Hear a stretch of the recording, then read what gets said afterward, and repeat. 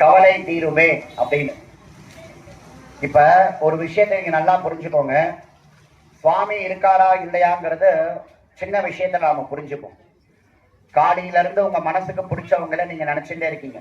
அது உங்க கணவராகட்டும், இல்ல உங்க மனைவி ஆகட்டும், இல்ல உங்களுக்கு பிள்ளைகளாகட்டும், அப்பா அம்மாவாகட்டும், யார் உங்க மனசுக்கு பிடிச்சிருக்காங்களோ காலையில இருந்து ஒரே சிந்தனையா அவங்கள பத்தியே நீங்க யோசிச்சுட்டே இருக்கீங்க.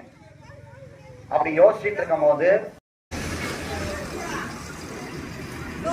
எல்லாரும் 100 ஆயுசு வாழணும் தான் சந்தோஷம். உடனே நாம என்ன, அந்த 100 ஆயுசுக்கு முன்னாடி நம்ம என்ன சொல்லுவோம்? இப்பதான் உன்னை நினைச்சுட்டே இருந்த, நீயே வந்துட்டியே அப்படின்னு. அப்ப நாம ஒருத்தர் மேல அன்பு வச்சிருக்கிறவங்களை திரும்ப திரும்ப நாம நினைக்கும் பொழுது அதே அன்பை இறைவனிடத்துல நீங்க செலுத்தினீங்கன்னா கண்டிப்பா அம்பாள் வருவானா வரமாட்டாரா? வருவா. இப்ப நாம இங்க எல்லாரும் எதுக்காக வந்திருப்போம்? நீங்க பேசுங்க, நான் வேண்டாம்னு சொல்லல. ஏன்னா இந்த இதுல எத்தனையோ பேர் சொந்தக்காரங்களா வந்திருப்பீங்க, ரொம்ப நாள் கழிச்சு நீங்க சந்திச்சிருப்பீங்க. அதனால இது ஒரு பேசுற வாய்ப்பு. நான் அதை வந்து இல்லைன்னு நான் சொல்ல வரல, நீங்க ஜாலியா பேசிட்டே. ஏன்னா ஒரு சின்ன விஷயத்த புரிஞ்சுக்கோங்க.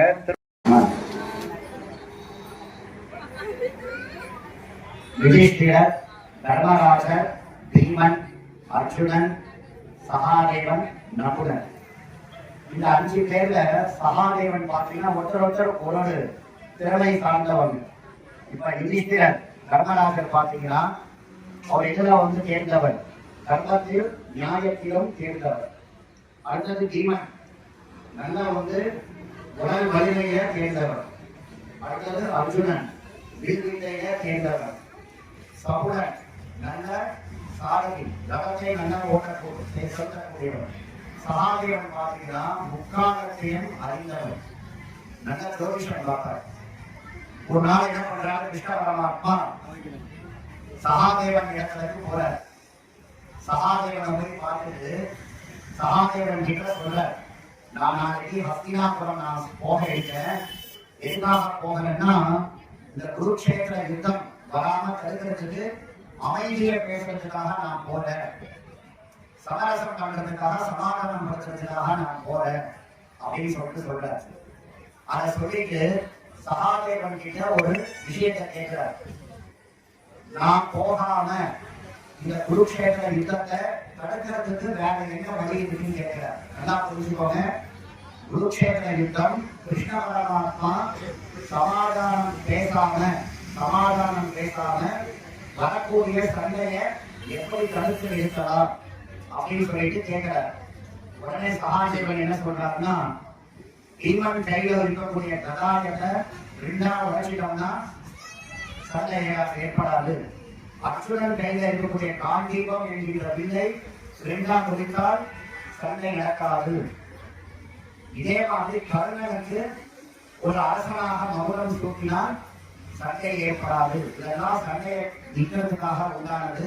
ஆனா கிருஷ்ணா, நீ போனா கண்டிப்பா வந்து சண்டைய உண்டாக்கிட்டு தான் நீ வருவ, அதுக்காக தான் நீ போற அப்படின்னு சொல்ற. ஏன்னா கிருஷ்ணன் எல்லாத்தையும் நடக்கல. அப்ப சகாதேவன் சொல்ற, நீ போகாம இருந்தீங்கன்னா அங்க சண்டையே நடக்காது, சண்டைக்கே வாய்ப்பு இல்லை அப்படிங்கிற. உடனே வந்து சகாதேவனை கிருஷ்ண பரமாத்மா கேட்கல, என்ன போகாம நீ எப்படி தடுத்து நிப்பாட்டுவ, என்னை எப்படி நீ கட்டுப்படுத்துவ அப்படின்னு. உடனே வந்து விஸ்வரூபம் எடுக்கிறார் சுவாமி. விஸ்வரூபம் எடுத்து 1000 வடிவங்கள் சுவாமி வர, அதாவது அவரே வந்து 1000 வடிவமாக உருவாகிறார். அப்ப 1000 வடிவங்களாக உருவாக்கக்கூடிய கிருஷ்ண பரமாத்மாவை எப்படி கட்டுப்படுத்த முடியும் சொல்லுங்க? நம்ம பசங்களே கட்டுப்படுத்த முடியல. அப்படிதானே? உடனே வந்து என்ன பண்றாருன்னா சகாதேவன் நேரா உட்கார்ந்துக்கிறாரு. கண்ணை மூடிட்டு தன்னுடைய உள்ளத்துல கிருஷ்ணா கிருஷ்ணா கிருஷ்ணா கிருஷ்ணா அப்படின்னு சொல்ற. அப்படி ஒவ்வொரு முறையும் கிருஷ்ணா கிருஷ்ணா கிருஷ்ணான்னு சொல்ல அவருடைய ஒவ்வொரு உருவங்களாக ஒன்று சேர்ந்துட்டே இருக்கு. என்ன சேர்ந்து 1000 உருவங்கள் ஒவ்வொரு உருவங்களாக ஒன்று சேர்ந்து அந்த விஸ்வரூபமாக 1000 வடிவம் கொண்ட இறைவன் ஒரே உருவமா மாறுகிறார். கிருஷ்ணனா யாருக்காக மாறாரு? எதுக்காக மாறாரு? எதனால மாறாரு? ஒரே இடத்துல உட்கார்ந்து இறைவனை வந்து சிந்திக்கிறதுனாலையும் இறைவனுடைய நாமத்தை சொல்றதுனாலையும் அந்த இடத்துல சுவாமி கட்டுப்படுறார். அப்ப சுவாமி எதுக்கு கட்டுப்படுறார்? அன்புக்கு மட்டும்தான் கட்டுப்படுறார். அதனால தீபாராதனை முடிச்சோடனே யாரும் பதில் சொல்லல, எல்லா பதிலும் நானே சொன்னதுனால பிரசாத மொத்தத்தையும் நானே கொண்டு போயிட போறேன். அதனால நல்லா ஒண்ணு புரிஞ்சுக்கோங்க. நீங்க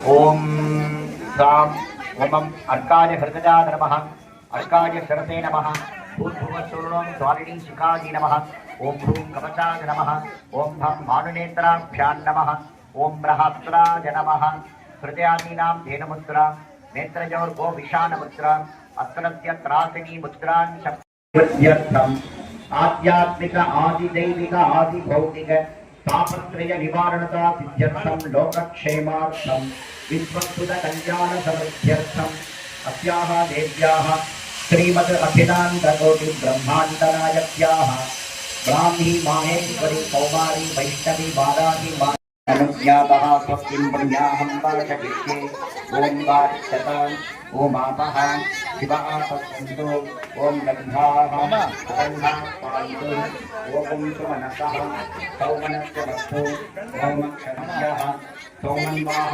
जोस्तु ओम दक्षिणाः स्वस्ति दक्षिणाः पान्तु बहुदेव पन्तु इदा देवहो मनुष्यजनी बृहस्पतिरुत्थापदाति चित्रे देवा भूतवा मधुमनीषे मधुजनीषे मधुवक्ष्यामि मधुवदिष्यामि मधुमतीं देवेभ्यो वाचमुद्यासवं सुप्रोषेन्द्या मनुष्येभ्यः तम्मा देवा भवन्तु सौभागी